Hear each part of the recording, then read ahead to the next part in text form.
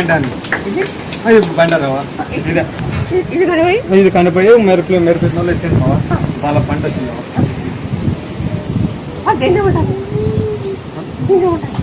నువ్వు ఉంటావు కదవా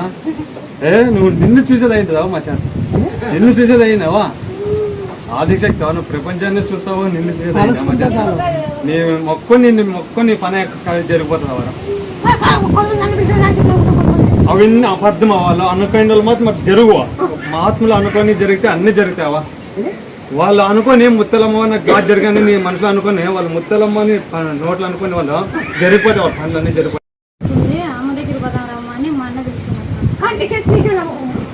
నేను నీ దగ్గరికి వస్తాను స్టార్టింగ్ వేరే ఫ్రెండ్